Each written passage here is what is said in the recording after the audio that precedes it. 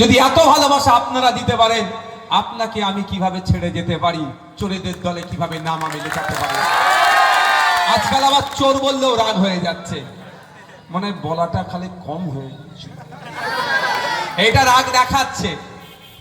কি বলছি বুঝতে পারছেন? রাগ দেখাচ্ছে যে এইটা আমার ডিগ্রি নয়, এর থেকে বড় ডিগ্রি আমার আছে, সেটা কেন বলছো না, তাই না? আমি কিন্তু ছেড়ে আপনাদের যাইনি বন্ধুগণ। আজকে আমার উপরে এত টার্গেট কেন? টার্গেট ব্যক্তি নওশাদ সিদ্দিকী নয়। টার্গেট যদি ব্যক্তি নওশাদ সিদ্দিকী হতো, টার্গেটে তারা ফেল হয়ে গিয়েছে, ওরা ঘরে বসে পড়তো। টার্গেট হচ্ছে নওশাদ সিদ্দিকীর কণ্ঠ। নওশাদ সিদ্দিকী তথা ইন্ডিয়ান সেকুলার ফ্রন্ট দলিত, আদিবাসী, হিন্দু, মুসলমান নির্বিশেষে মানুষের কথা বলে, ঐক্যের কথা বলে, সম্প্রীতির কথা বলে, অধিকারের কথা বলে, সচেতন হওয়ার কথা বলে, মূল স্রোতে ফিরে আসার কথা বলে। এই জন্যই নওশাদ সিদ্দিকীর উপরে এবার আক্রমণ নামিয়ে নিয়ে আসা হচ্ছে, যে এই কণ্ঠটাকে যদি আমরা আটকাতে পারি, তাহলে বাকিগুলো তো দেখছেন কোন জায়গায় পৌঁছে গিয়েছে। একটা যে জ্বলছে সেটাকে ভুতিয়ে দিতে হবে। ভুতাতে পারলে, নিভাতে পারলেই কি হবে? তাহলে এদের হয়ে আর বলার লোক থাকবে না, যা ইচ্ছা তাই এদের সাথে করে দেব। আর দিনের শেষে যদি 50 টাকা হাতে ধরিয়ে দিই, অনেক ভালো হয়ে যাবে মনে করবে এরা। কিন্তু আমরা কি বলছি? যে মাসে 1500 টাকা দিয়ে একটা ফ্যামিলিকে সমস্যার সমাধান করা যায় না। আরে শিক্ষিত বেকার যুবক আছে আজকে, কালকে সে বিয়ে শাদী করবে, সংসার ফ্যামিলি পরিকল্পনা করবে। আপনারা বলুন, মাস গেলে যদি 1500 টাকায় বেকার ভাতা দেওয়া হয় আপনার হাতে, পার ডে 50 টাকা ভাগে পড়ছে। আপনি 50 টাকা নিয়ে আপনার ফ্যামিলিকে চালাতে পারবেন তো? আমরা এই সিস্টেমের বিরুদ্ধে।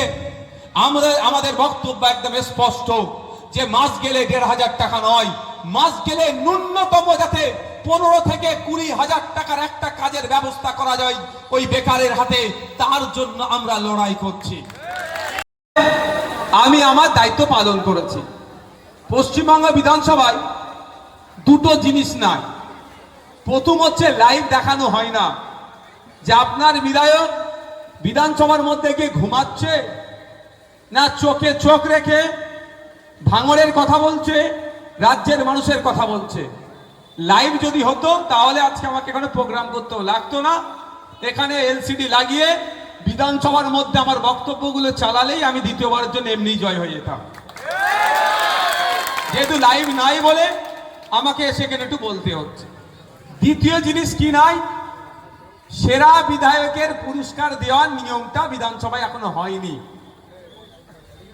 কোন বিধায়ক 294টার মধ্যে বিধায়কের মধ্যে কোন বিধায়কটা লাস্ট 5 বছরে সেরা পারফরমেন্স দিয়ে রেখেছেন? অর্থাৎ কে সর্বশ্রেষ্ঠ বিধায়ক 294 এর মধ্যে, এই পুরস্কার দেওয়ার নিয়ম বা প্রচলন আমাদের বিধানসভায় নাই। আমি দায়িত্ব নিয়ে বলতে পারি, যদি এই প্রচলন থাকতো, নিশ্চিতভাবে ভাঙড়ের বিধায়ককে উপেক্ষা করে অন্য কোনো বিধায়ককে দিতে পারতো না। আমি জাস্ট দুটো উদাহরণ দেব। গত 5 বছরে পশ্চিমবঙ্গ বিধানসভাতে প্রায় 4000-এর মতো কোশ্চেন জমা পড়েছে, সমস্ত বিধায়করা মিলে জমা করেছে। আর ভাঙড়ের বিধায়ক তথা নওশাদ সিদ্দিকীর ওখানে একার কোশ্চেন জমা পড়ার সংখ্যা হচ্ছে 450-এর অধিক।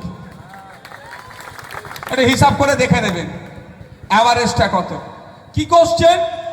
ভাঙড়ের এই হিমঘর, ভাঙড়ের রাস্তাঘাট, ভাঙড়ের পানীয় জলের সমস্যা, রাজ্যের সমস্যা, সুন্দরবনের সমস্যা, এয়ারপোর্টের জন্য কি জায়গা নেবে সে নিয়ে, শিক্ষা, স্বাস্থ্য, কর্মসংস্থানের উপরে একাধিক প্রশ্ন করতে করতে প্রায় 450-এর অধিক কোশ্চেন আমার জমা দেওয়া আছে।